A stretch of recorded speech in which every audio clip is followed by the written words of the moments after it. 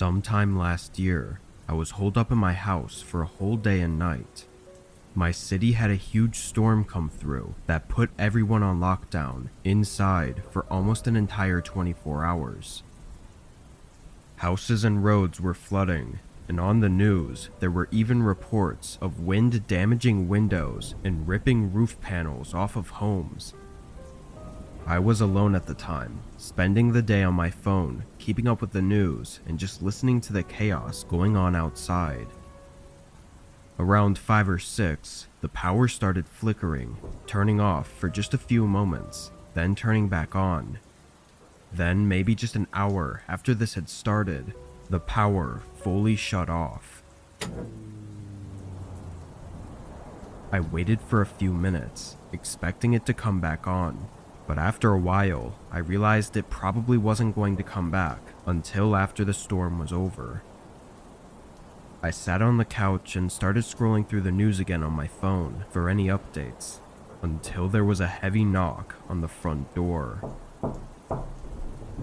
It scared me, being so loud in the midst of such a crazy storm, but also because I was not expecting anyone to be outside in this weather. I stayed where I was for a minute, debating whether to even see who it was, but then the thought rolled through my mind that maybe it was just a neighbor needing help or wanting to ask if my power was out too. It was still absurd for anyone to be outside, but I went up to the door and looked out the peephole. Nobody was there. Perhaps I'd waited too long to check, but looking out, a really unnerving feeling came over me. I went back to the living room and opened a window, letting the minimal amount of light in from outside. I didn't have any way to charge my phone, and I didn't have a flashlight, so I kind of just sat there and stared out the window. Then, out of the blue, I swear I heard a voice outside. I swung my head around behind me, looking toward where I thought I'd heard it from, but of course, I couldn't hear it anymore. I waited again, but figured it had to have just been the wind making strange noises, so I turned back around. Almost right on cue though, I heard it again. Just a quick few words, like someone was talking to someone else. I got up and went to a nearby window, looking out. It was so dark and rainy, there was nothing really for me to see. Still, I stared out into the rain, and a sudden flicker of lightning lit up the area for a second, and in that second, I made out a figure not far from my house. I had no way to know what he was doing, or really anything at all. I just saw a figure for a split second, and now that it was dark again, I couldn't see anything. Getting more unnerved, I closed up the windows and decided to go upstairs to the bedroom. Despite this, I was still nervous about the knocking and the guy I saw standing out in the middle of such a brutal storm. It was hard not to wonder what they were doing or who they were talking to. Hours went by with nothing more happening, just the sound of the storm outside as I sat in the room. Then, just when I had started to forget about it all, a sudden sound faintly echoed from downstairs. It was a door opening. I could feel my face go pale as I tried to listen, but it almost felt like the storm had grown louder, and I knew there would be no way I could hear any footsteps at all. I just had to sit there in my own thoughts and wait, horrified in the small, barely lit bedroom. A minute passed, and then another, and eventually I got the courage to call 911, though I knew it'd be a long time for them to arrive. From the time I heard the door open to the time the police showed up, it had been over 30 minutes, and yet there were no other sounds, and nobody ever came up to the room I was in. All the cops found was an open front door and wet shoe prints inside the house. There were no indications of any intent after entering my home. It almost seemed like they broke in, looked around for a minute, then just left. To this day, there's been no answers to the events of that night.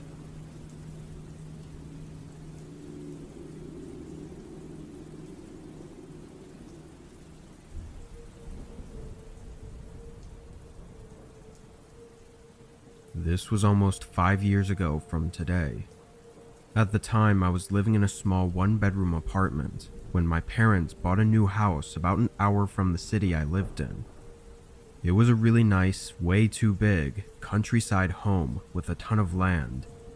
But due to their work schedules and just how complicated moving long distance was, they had to ship all of their stuff and have movers drop it off about a week before they would get there. To help out, I offered to house sit during that in-between time and make sure the move was all good. I got to the house on Saturday morning, greeting the movers and letting them haul everything inside, and they finished by sundown. All the stuff was piled in the corner of the rooms, with really just the couch set up for me to chill on. Seeing the house with everything inside, though, really put into perspective how large the place was. I mean, to me at least, it felt like a mansion. Huge, wide open rooms with long empty hallways. Without anything else set up, it was kind of unsettling. After eating some leftover dinner that I brought with, I decided to check out the backyard. It had a large patio with a fire pit built in, and had a bunch of random outdoor furniture scattered along the side of the house. I grabbed a small lawn chair and put it by the fire pit, then sat back and relaxed. The night was a little breezy, especially way out in the middle of the open fields, but it was really quiet and peaceful. It was probably around 11, and I was out there for at least an hour or so, when just out of nowhere, a man appeared in the distance. He was walking way out in the field. I looked to where he came from and saw nothing but open land. Then I looked toward where he was heading and saw the same thing. I watched this man walk all the way down until the fog covered him up, but the whole time I had no clue what he was doing out there.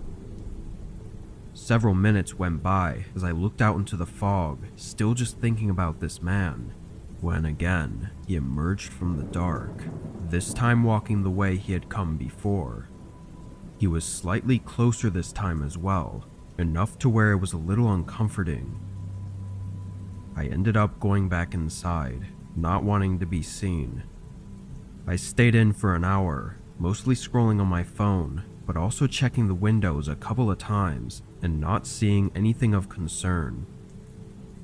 Around 12:30, I grabbed a blanket from one of the boxes and tossed it on the couch, laying down and falling asleep in the middle of the living room. When I woke up, something immediately felt off. I was confused and uneasy, opening my eyes and trying to figure out why I'd woken up and why I felt like this. The whole house was dark and silent, and the shadows of the random stacked up boxes made it difficult to see. But only a moment after looking around, a bright glare shined into the room. I squinted from the brightness as the light moved around the room, then suddenly shifted away. Opening my eyes again, I saw another small glare moving outside the front window. Then it suddenly shifted again, coming through the window, lighting up the whole living room and directly shining into my eyes. By the time my eyes adjusted, the light was gone and the window had nothing behind it. I got up and picked up my phone as I went up to the window and tried to see who was out there, but they were long gone, having turned their light off and faded out into the foggy night.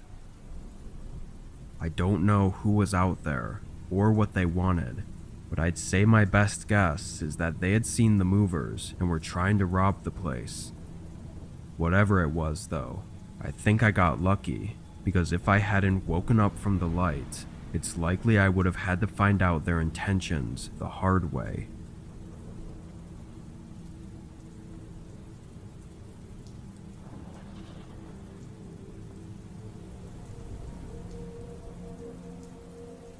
It was just a regular Friday night after getting out of a long closing shift at work. I made a quick microwave meal, then hopped online with some of my buddies and started gaming. I had an energy drink and some snacks and was ready to stay up late and enjoy the night.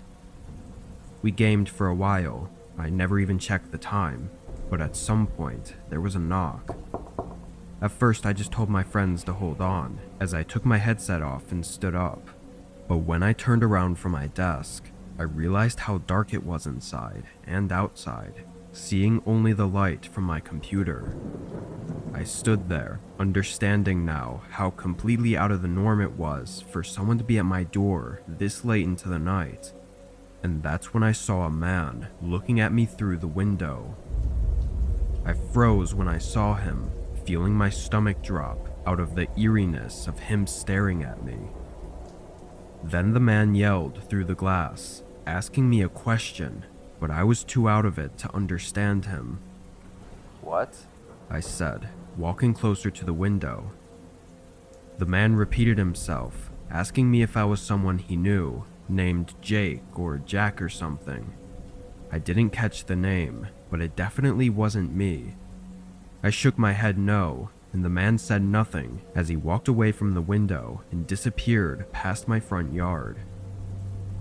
Being a bit shaken, I immediately shut the blinds, then went back to the computer and told my friends about what just happened. They all didn't even believe me at first, but I think they heard the shakiness in my voice as they started asking a lot of questions, which only made me even more creeped out. I took their advice, going around and making sure all the doors were locked, then also locking the windows, which I'd never even bothered to do before. Then they assured me everything was okay, and we got back to what we were doing. A couple hours passed, and honestly, I'd completely forgotten about what had happened. I think I assumed that if they were to do something, it would have been right after he'd shown up.